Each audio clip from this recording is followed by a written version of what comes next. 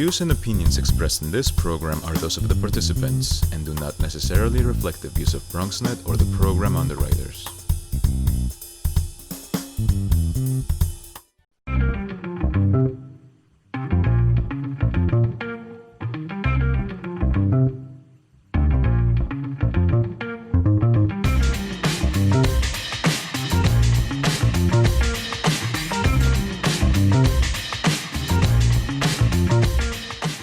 Hey there, welcome to the Bronx Buzz. This is BronxNet's program where we talk to editors, writers, reporters, journalists, videographers, filmmakers. We actually have a singer today who's doing something very special in the Bronx. That'll be in our second part of our program.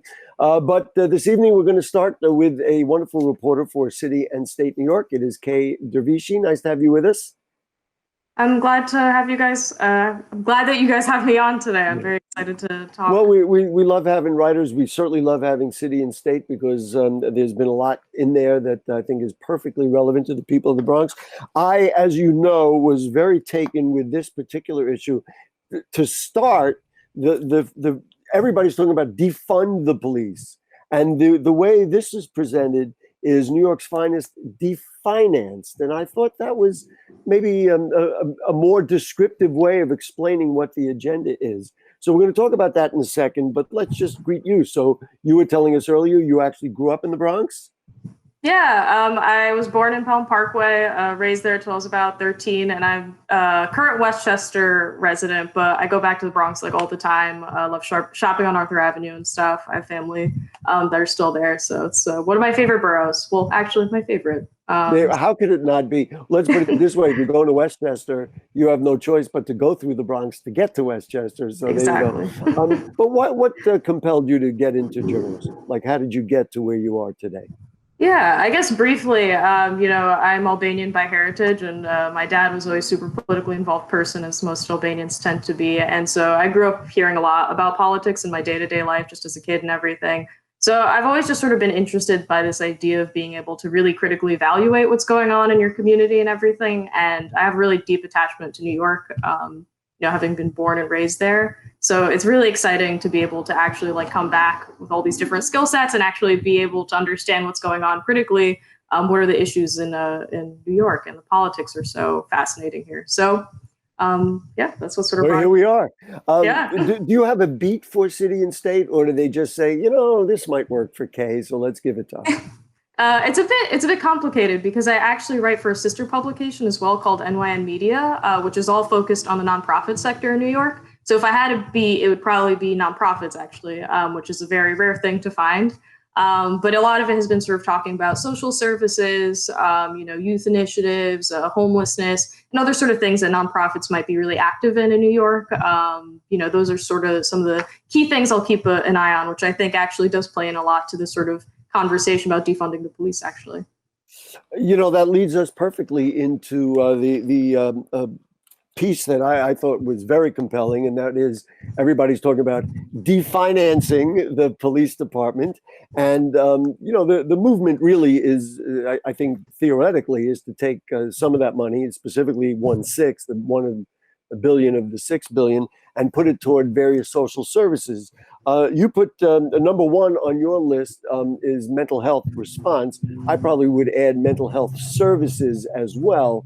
But so tell me a little bit about what your thinking is in, what would be most effective use of reapportioned finances. Right. And I think to your point, it's very interesting to see the debate about defund the police, because I think it's very easy to just see that slogan and forget that there's sort of an extra part, which is saying, where advocates are actually saying, no, we actually want this to be reinvested in other services, which sort of ties in with, say, mental health. And so part of the reason I highlighted mental health is because this has been a conversation that's been going on in New York, too, for quite a while, actually, about police involvement. And so it's interesting because there's sort of two pieces of it where it's, trying to fund more into mental health, the fact that maybe there's just more funding needed to get some of these initiatives that advocates have been pushing for kickstarted, but also removing that law enforcement involvement in alignment with what people have been talking about lately. So one of the interesting things is they have a coalition called Correct Crisis Intervention Today NYC, And they've been super involved in this issue for a good couple of years now. And they actually traditionally used to be for reforming police and just giving them more adequate training to identify when someone is in a mental health crisis, to respond more appropriately, to avoid a potentially violent situation where someone is getting hurt that, shouldn't be in light of the fact that they're just going through a mental health crisis. And actually, they implemented a training in 2015, and they found afterward that there were actually more shootings, with New Yorkers with mental health problems from police since that training went into effect. And so since then, they've sort of shifted gears and instead suggested, no, we actually should not incorporate police involvement into mental health response, and have proposed this sort of $16.5 million pilot program that would run for 5 years. And it would basically kind of start the formation of a mental health response team that is separate from the police, but just as responsive as the police. Because part of the problem now is we do have mental health crisis teams where a mental health professional or a peer who has sort of who has experience with mental illness might be able to respond to certain calls, but the response time is not nearly as fast as with a police officer. So this would be a way of taking some of that money and maybe reconditioning those services that could be, useful in maybe making it so that we can spend less on traditional policing. The story that comes up, and we don't have to unpack this one now, is Eleanor Bumpurs. And you wonder if there was a different response to her in that circumstance many years ago by mental health professionals that might have been able to talk to her or reason before it got out of hand. And of course, the tragedy that happened. Plus, we see a lot of times that people will call 911 because there's a mentally challenged person misbehaving in some form. And then the police respond. And with much respect to the police, I mean, it's not really their expertise. Maybe some of that money could also go to more mental health preventative training for police officers as well. So, I mean, to me, the whole concept is very strong. Another thing you talked about was homeless outreach and support. We see homeless people on the trains. They sometimes misbehave. There certainly is a combination between the mental health component as well as the homeless component. How do you see those funds being reapportioned so that it would take a burden off the police and, of course, keep people healthier and safer? Right. So police involvement in homeless outreach has been especially controversial in this past year because there have been, a bunch of initiatives that the mayor, Bill de Blasio, sort of implemented to sort of, reconfigure how homeless outreach is done. So one of the most controversial initiatives is the subway diversion project, where essentially, if you're a homeless New Yorker, say you might be lying down on the subway seats, which is technically in violation of transit rules. Maybe a police officer will give you a fine for having done that. And instead, under this project, essentially, you can instead avoid that summons by accepting referral to a shelter or accepting some other social services. But there have been a lot of advocates who've been very critical because instead what they're saying has been happening is because this project is in place, it's actually been encouraging police officers to interact with homeless New Yorkers more often than they normally would. And that behavior can feel criminalizing. It can damage the trust homeless New Yorkers might have with, say, other homeless outreach workers who are, employed by nonprofits.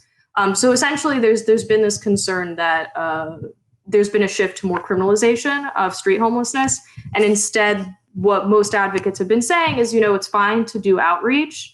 But instead, there should be more priority in, say, housing. That's another whole thing. And you could make that connection and say, well, wait a minute, funding that goes for affordable housing or other, housing services, whether it be eviction protection or whatever it is, could also work on the homeless end.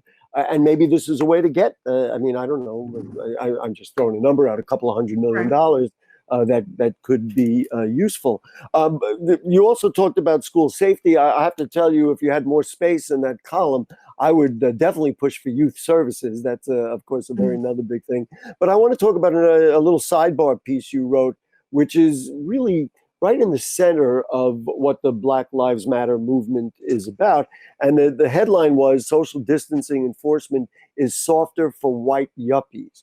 So talk about the enforcement that we've had in New York for social distancing and why you saw a discrepancy in there.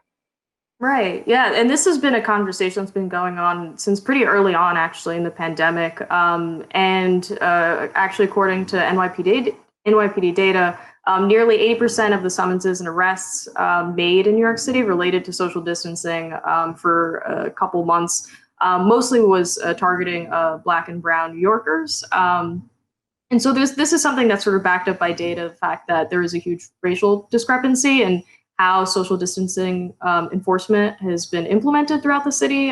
Definitely, the particular time I was writing the specific article, there was a huge contrast between, say, mostly white New Yorkers going out to bars in Manhattan, without masks and crowding, versus they had a recent case reported in Gothamist where this man, was saying that an NYPD officer had actually shoved him into hot coals while arresting him for supposed social distancing violations. So it just goes to show that there's still a lot of issues in how policing intersects even with how we're managing the COVID-19 pandemic. One of the things that I picked out of what you just said is you said targeted toward a specific community. That's a hard word to use because I don't know that I would say that there is, unless it really comes from above, like go into that neighborhood.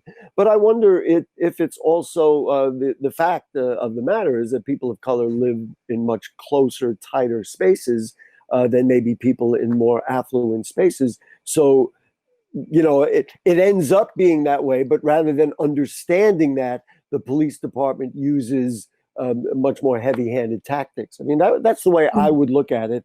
I don't know if you'd agree with that, but when you said the word targeted, it raised a little question mark because I don't know that it's being, unless you disagree. I mean, you tell me. No, I mean, I see your point, and I definitely think the biggest complaint people have had isn't necessarily that you're being criticized for not following social distancing. It's an issue of how severe the punishment is, where there aren't arrests being made for going out to a bar. Maybe you're being arrested for other things, and disproportionately, there's a racial gap in who tends to be affected by that. Yeah, and I know there are many people who would look at what I said and say, hey, wait a minute, we are being targeted. So I understand the dynamic. I'm going to just conclude with this one statement. We did on my other program, Bronx Talk, we did an interview with a former cop who talked about Rayshard Brooks. And I asked him, what would you have done to make it not end that way, that he ends up dead? And he said, I would have probably driven him, taken the keys to his car away, driven him to his sister's house and told him to sleep it off and then come to the precinct and pick up your keys when you're ready to do it. And I said, what told you that you ought to behave that way? In other words, why did you do it differently than these cops? He said, because I viewed myself as being part of the community I was serving. And I think if more police officers viewed some of those social distancing issues, they may handle them differently that don't end in real criminalization or fines or bad scenes that make everybody uncomfortable. What do you think of that? Makes sense to me.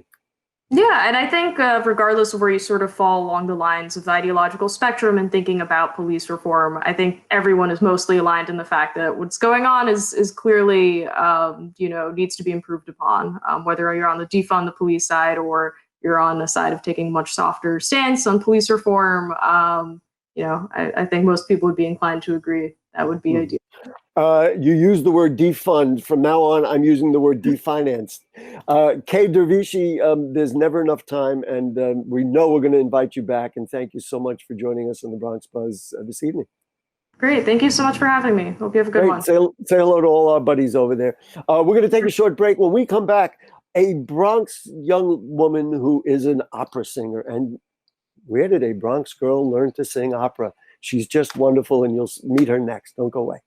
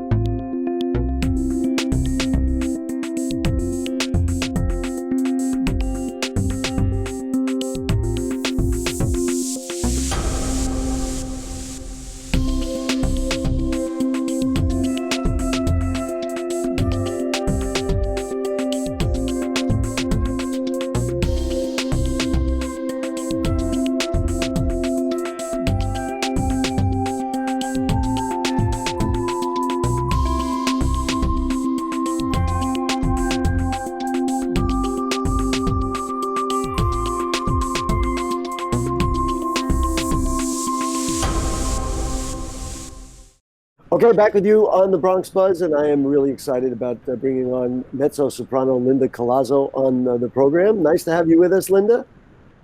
Hi, thank you for having me. So, we were just chatting about this just beforehand, but let's be real. A young woman from Hunts Point who is surrounded by hip hop and Latin fusion and rhythm and blues and some even heavy metal. How did you become an opera singer? So, I will say all of that influenced me to becoming an opera singer, actually. So, I grew up with music since day one. My mother played salsa in the car all the time. If you play me any salsa tune, I will know who it is and what song it is, most likely, because I know almost all of it because of my mom. But my mother put me in music classes when I was 7. First piano, then I did bass, guitar, then saxophone. This was all in the Bronx. I was in the Renaissance Music School Music Center. I was in the Point. The Point was a big deal for me. That was where I played in bands, and that's where I started singing. And I did saxophone like in school. I went to St. Athanasius Catholic School. I'm waiting for the word opera to come in there. So far, I'm loving it but opera came. Well, I just loved music so much growing up that I was going to audition for LaGuardia High School. I knew that I was going to audition for LaGuardia High School. So I auditioned for piano, voice, and art because I also drew. And I got in for all 3. And at first I picked piano.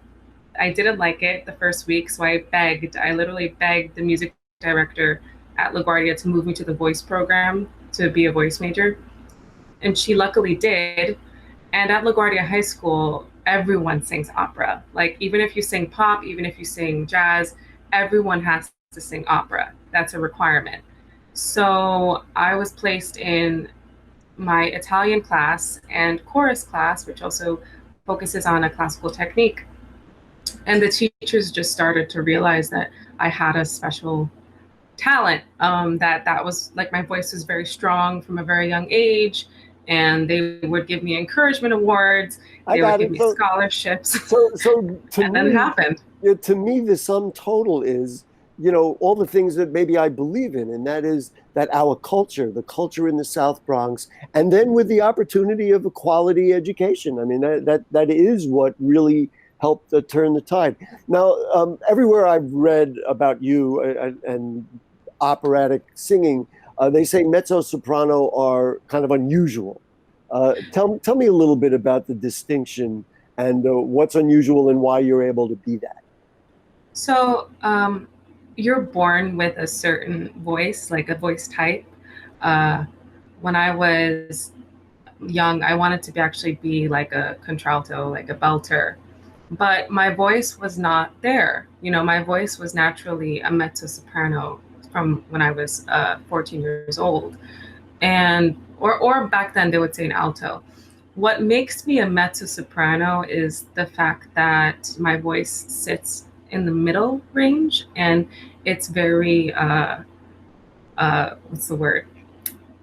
It's very rich. That's a big word for mezzo sopranos, is that the voice is rich, the voice is round, the voice is comfortable in the middle of the staff, and then it can go high to a soprano range, but it's not a range that a mezzo soprano can stay in. Like, I can sing high if I wanted to, but I will eventually get really uncomfortable and just want to move back down. And it is a rarer voice type than a soprano. Definitely rarer. So it has given me a leg up in terms of auditioning and gigs and that kind of a thing. If we were in a studio, in a traditional studio, doing a traditional sort of TV show, that of course we normally do, I would put you on the spot and say, please start singing. But the vagaries of this sort of technology, it's just not going to work. So we pulled out a little clip of you singing, and I want to get people to just enjoy for a minute or so the beauty of Linda Collazo singing. So I'm going to mispronounce this. Seguidille, is it? It's called Seguidilla. It's in French. Yeah, Seguidilla. It's in French. Yeah, it's in French. And it's a dance. in France. I believe it's actually from Spain, because it's from the opera Carmen, and Carmen is very much influenced by Spain. It actually takes place in Spain. Carmen is Spanish, so yeah, it's a dance form. It's the way that it's set up. It is a dance with the rhythm and all that stuff. So here we go. So you were a little bit shy about it, but I'm going to say, please enjoy the operatic stylings of Linda Collazo in, pronounce it for me. Segadilla. Segadilla.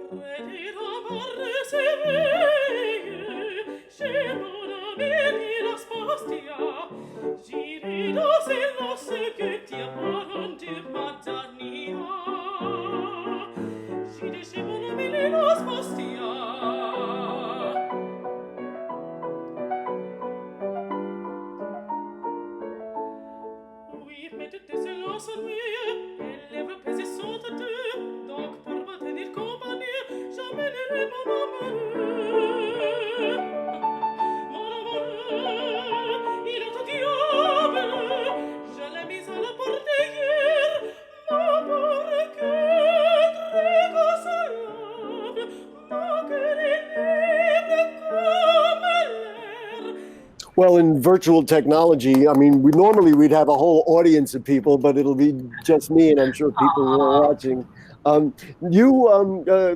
It's just lovely to hear you. The pianist who is with you he's worked with you before, right?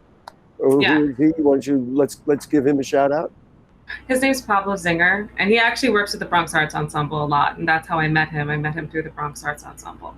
You are definitely a daughter of all of our Bronx music resources. It's just a wonderful thing. Oh yeah, it's pretty awesome. So I want to talk about Sunday Serenades. Now you have decided to do this thing on Sunday, and it's one of the things that inspired me to, reach out and say, you know what, we ought to have Linda on the program. So tell me what Sunday Serenades is. So Sunday Serenades was started by Jackie Gillette and David Balbuena. They are both musicians in Queens, very, very accomplished musicians. And, obviously because of this pandemic, all of us freelance artists were severely affected financially for the most part. I've lost gigs that were a big deal to me and would have made a great sum of money because of this whole thing. I'm actually supposed to be in Utah right now singing with the Utah Festival of Opera and Musical Theater, but this pandemic made it get canceled. Alas, yes, alas, yeah. you're here. Mm-hmm. Yep, I'm here, but it's okay. But basically, the point of Sunday Serenades is to give artists who lost work a platform to perform every Sunday at 3 p.m. for the most part, and to give us an opportunity to raise money, not only for ourselves, but for our colleagues. We have our own GoFundMe in which a portion of my funds get shared with the other artists that will be performing in Sunday Serenades. We will all be getting the same cut.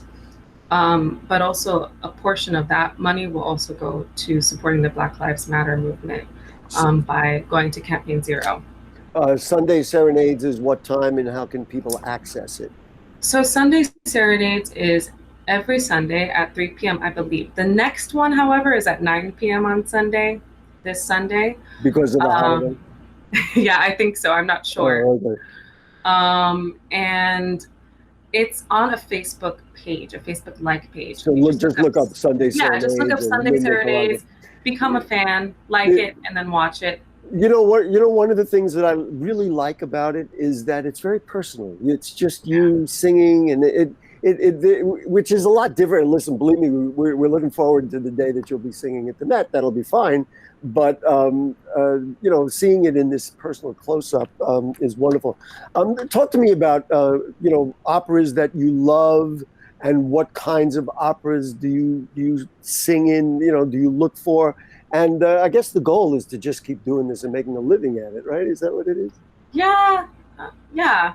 The operas that I love are Carmen. I love La Boheme, even though I don't know if I would sing a role in La Boheme because there's no mezzo role. I love a lot of things by Puccini. I love Mozart, all those great things. What I look for in an opera to perform in is just to see if they have space for a mezzo soprano, and if the vocal part fits mine, then I'm all for it. It doesn't really matter who wrote it, when it was written, all that stuff. I just like to sing as much as I possibly can. You know, not to talk down any other types of music, but because you know different languages, as through this, because you have to at least understand Italian, not to mention not only is singing, but there's acting involved. It's probably really, and just guessing, I mean, you know, I've interviewed numerous musicians before and singers. It's probably really broadened your horizon about the world and your understanding. Just talk about a little bit about, you know, kind of in a way what it's meant for you to be an opera singer and what the music has done for you as a person. I mean, this is something I was saying to my partner yesterday, that opera saved my life. I don't know what I would be doing without it, frankly. And it really has broadened my horizons. When I was in college, I was Macaulay Honors Scholar at Queen's College. And from that scholarship, I was able to go to Italy and study opera in Italy and study Italian language. And it was the most amazing thing ever. It was probably the best place I've ever visited, and it was all to become a better singer. Yeah, and all through opera. We're gonna have to run. Linda Collazo, you are just a shining example of what we want young people in the Bronx to be, and using our culture and our languages and all our people. I know she gets so embarrassed, but I'm just telling you the truth. We will see. I will be there when you debut at the Met. How about that? We'll all be there. So sweet. I will invite everybody from the Bronx to be there. Linda, wow. We'll look for you on Sunday Serenades. Thank you so much. Thank you so much. Bye. Bye. Okay, so that's it, folks, for the Bronx Buzz for this evening. We'll be back next week. Make sure you're with us on Bronx Talk. We're also going to do artists. Young people who are very successful artists are going to be on Bronx Talk this week. So we'll see you. Good night.